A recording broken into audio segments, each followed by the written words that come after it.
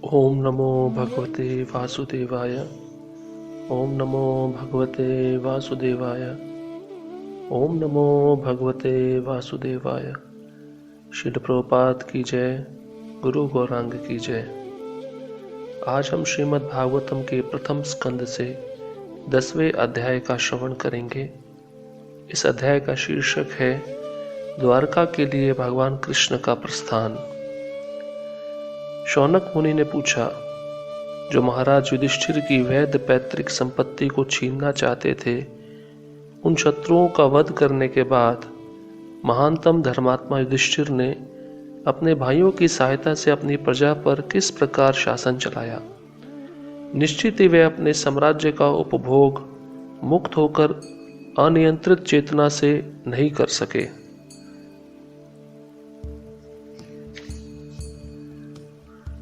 सूत गोस्वामी ने कहा, विश्व के पालनकर्ता भगवान श्री कृष्ण महाराज युधिष्ठिर को उनके साम्राज्य में पुनः प्रस्थापित करके एवं क्रोध की दावाग्नि से विनष्ट हुए कुरुवंश को पुनर्जीवित करके अत्यंत प्रसन्न हुए।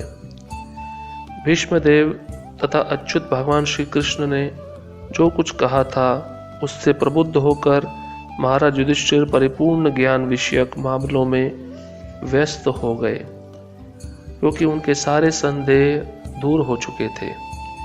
इस प्रकार उन्होंने पृथ्वी तथा सागरों पर राज्य किया और उनके छोटे भाई उनका साथ देते रहे। महाराज युधिष्ठिर के राज्य में मनुष्यों को जितना भी पानी चाहिए था, बादल उतना पानी बरसाते थे और पृथ्वी मनुष्यों की सारी आवश्यकताओं की पूर्ति पर्याप्त मात्रा में करती थी। दूध से भरे थनों वाली तथा प्रसन्न चित्त गौवे अपने दूध से चरागाही को सिक्त करती रहती थी। प्रत्येक ऋतु में नदियां, समुद्र, पर्वत, जंगल, लताएं तथा कारगर औषधियां प्रचुर मात्रा में राजा को अपना अपना कर चुकता करती थी। चूंकि राजा का कोई शत्रु नहीं था, अतएव सारे जीव किसी भी समय मानसिक क्लेशों, रोगों या अत्यधिक ताप या शीत से विचलित नहीं थे। श्री हरि अपने संबंधियों को सांत्वना देने तथा अपनी बहन सुभद्रा को प्रसन्न करने के लिए कुछ महीने हस्तिनापुर में रहे। तत्पश्चात जब भगवान ने प्रस्थान करने की अनुमति मांगी और राजा ने अनुमति दे दी, तो भगवान ने महाराज परीक्षित के चरणों में नतमस्तक होकर प्रणाम किया और राजा ने उनको गले लगा लिया। इसके बाद अन्यों द्वारा गले मिलने पर एवं नमस्कृत होकर वे अपने रथ में आरूढ़ हुए। उस समय सुभद्रा, द्रौपदी, कुंती, उत्तरा, गांधारी, धृतराष्ट्र, युयुत्सु, कृपाचार्य, नकुल, सहदेव, भीमसेन, धौम्य तथा सत्यवती सभी मूर्छित से हो गए, क्योंकि भगवान कृष्ण का वियोग सह पाना उन सबों के लिए असंभव था। वह बुद्धिमान जिसने शुद्ध भक्तों की संगति से परमेश्वर को समझ लिया है और भौतिक कुसंगति से अपने को छुड़ा लिया है, वह भगवान के यश को सुनने से चूकेगा नहीं। उसने चाहे उनके विषय में एक ही बार क्यों ना सुना हो, तो भला पांडव उनके वियोग को कैसे सह पाते, क्योंकि वह उनसे घनिष्ठता पूर्वक संबंधित थे। वह उन्हें साक्षात अपने समक्ष देखते थे, उनका स्पर्श करते थे, उनसे बातें करते थे और उन्हीं के पास सोते, उठते, बैठते तथा भोजन करते थे। उन सबके हृदय उनके आकर्षण रूपी पात्र में द्रवित हो रहे थे। वे उन्हें अपलक नेत्रों से देख रहे थे और स्नेह बंधन में बंधकर व्यग्रता से इधर उधर मचल रहे थे। सगी संबंधी नातेदार स्त्रियां, जिनके नेत्रों से कृष्ण के लिए व्याकुलतावश अश्रुधारा निकल रही थी, महल से बाहर आ गए। वे बड़ी मुश्किल से अपने आंसू रोक पाए। उन्हें भय था कि प्रस्थान के अवसर पर आंसुओं से अपशकुन हो सकता है। हस्तिनापुर के राजमहल से भगवान के प्रस्थान के समय उनके सम्मान में विभिन्न प्रकार के ढोल यथा मृदंग, ढोल, नगाड़े, धुंदरी तथा दुंदुभी एवं तरह तरह की वंशियां वीणा, गोमुख और भेरिया एक साथ बज उठे। भगवान को देखने की प्रेममयी इच्छा से कुरुओं की राजवंशी स्त्रियां राजमहल की छत पर चढ़ गईं और स्नेह तथा लज्जा से युक्त हंसती हुई भगवान पर पुष्पों की वर्षा करने लगी। उस समय महान योद्धा तथा निद्रा को जीतने वाले अर्जुन ने, जो परम प्रिय भगवान का घनिष्ठ मित्र था, एक छाता ले लिया जिसका हत्था रत्नों का था और जिसमें मोतियों की झालर लगी थी। उद्धव तथा सात्यकी अलंकृत पंखों से भगवान पर पंखा झलने लगे और मधु के स्वामी कृष्ण ने बिखरे हुए पुष्पों पर आसीन होकर उन्हें मार्ग पर चलने के लिए आदेश दिया। जहां तहां यह सुनाई पड़ रहा था कि कृष्ण को दिए गए आशीर्वाद न तो उनके उपयुक्त है न अनुपयुक्त, क्योंकि वे सब उन परम पुरुष के लिए थे जो इस समय मनुष्य की भूमिका निभा रहे हैं। चुने हुए छंदों से जिनकी स्तुति की जाती है, ऐसे भगवान के दिव्य गुणों के विचार में डूबी हस्तिनापुर के सभी घरों की छतों पर चढ़ी हुई स्त्रियां उनके विषय में बातें करने लगी। ये बातें वैदिक स्तोत्रों से कहीं अधिक आकर्षक थी। वे कहने लगी, जैसा हमें निश्चित रूप से स्मरण है, यही है वे जो आदि परमेश्वर हैं। प्रकृति के गुणों की व्यक्त सृष्टि के पूर्व वे ही अकेले विद्यमान थे। चूंकि वे परमेश्वर हैं, अतएव सारे जीव उन्हीं में लीन होते हैं, मानो रात्रि में सोए हुए हों और उनकी शक्ति रुक गई हो। तब भगवान ने अपने अंश स्वरूप जीवों को नाम तथा रूप प्रदान करने की इच्छा से उन्हें भौतिक प्रकृति के मार्गदर्शन के अंतर्गत कर दिया। उनकी ही अपनी शक्ति से भौतिक प्रकृति को पुनः सृष्टि करने के लिए अधिकृत कर दिया गया है।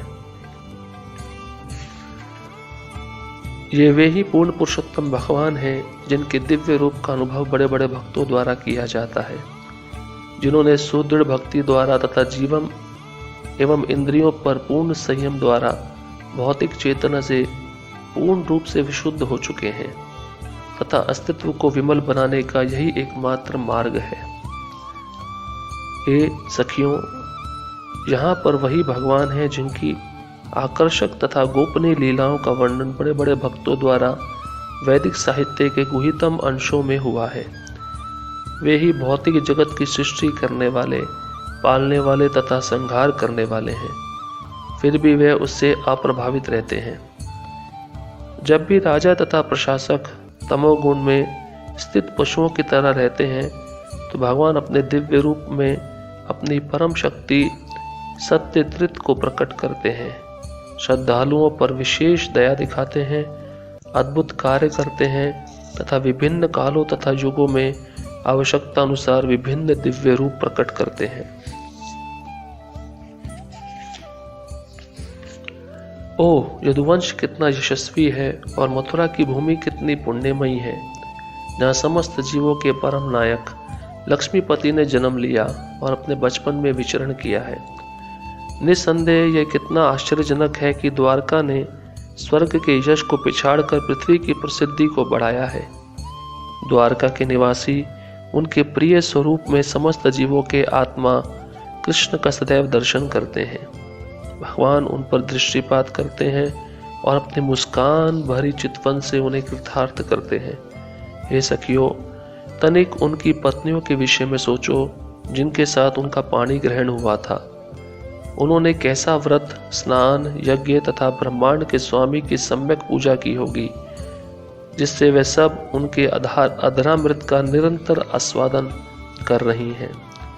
ब्रजभूमि की बालाएं ऐसी कृपा की कल्पना से ही प्रायः मूर्छित हो जाती होंगी। इन पत्नियों से संतानें हैं प्रद्युम्न, सांब, अंब इत्यादि। उन्होंने शिशुपाल के नायकत्व में आए हुए अनेक शक्तिशाली राजाओं को हराकर रुक्मिणी, सत्यभामा तथा जामवती जैसी स्त्रियों का उनके स्वयंवर समारोह से बलपूर्वक अपहरण किया था। उन्होंने भामासुर तथा उसके हजारों सहायकों का वध करके अन्य स्त्रियों का भी अपहरण किया था। ये सारी स्त्रियां धन्य हैं। इन सारी स्त्रियों ने व्यक्तित्व तथा शुद्धि से विहीन होते हुए भी अपने जीवन को धन्य किया। उनके पति कमल नयन भगवान ने उन्हें घर में कभी अकेले नहीं छोड़ा। वह उन्हें बहुमूल्य भेंट प्रदान करके उनके हृदयों को प्रसन्न बनाते रहे। राजधानी हस्तिनापुर की स्त्रियां अभी उनका अभिनंदन कर रही हैं थी और इस प्रकार से बातें चल रही थी कि भगवान ने मुस्कुराते हुए उनकी बधाइयां स्वीकार की और उन पर अपनी कृपा दृष्टि डालते हुए नगर से प्रस्थान किया। यद्यपि महाराज युधिष्ठिर का कोई शत्रु नहीं था, तो भी उन्होंने असुरों के शत्रु भगवान श्री कृष्ण के साथ जाने के लिए चतुरंगिणी सेना, घोड़ा, हाथी, रथ तथा पैदल सेना लगा दी। शत्रु से बचाव और भगवान से स्नेह के कारण महाराज ने ऐसा किया। भगवान कृष्ण के प्रति प्रगाढ़ स्नेहवश कुरुवंशी पांडव उन्हें विदा करने के लिए उनके साथ काफी दूर तक गए। वे भावी विछोह के विचार से अभिभूत थे, किंतु भगवान ने उनसे घर लौट जाने का आग्रह किया और स्वयं अपने प्रिय संगियों के साथ द्वारका की ओर रवाना हुए। हे शौनक, तब भगवान कुरुजांगल, पांचाल, शूरसेन, जमुना के तटवर्ती प्रदेश, ब्रह्मावर्त, कुरुक्षेत्र, मत्स्या, सारस्वता, मरुप्रांत तथा जल के अभाव वाले भाग से होते हुए आगे बढ़े। इन प्रांतों को पार करने के बाद वे सौवीर तथा आभीर प्रांत पहुंचे और अंत में इन सब के पश्चिम की ओर स्थित द्वारका पहुंचे। इन प्रांतों से होकर यात्रा करते समय उनका स्वागत किया गया, पूजा की गई और उन्हें विविध भेंटें प्रदान की गई।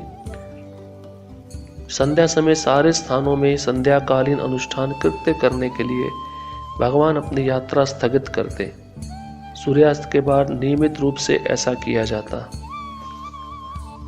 इस प्रकार श्रीमद् भागवतम के प्रथम स्कंद के अंतर्गत 10वां अध्याय पूर्ण हुआ। श्रील प्रभुपाद की जय। गुरु गौरांग की जय।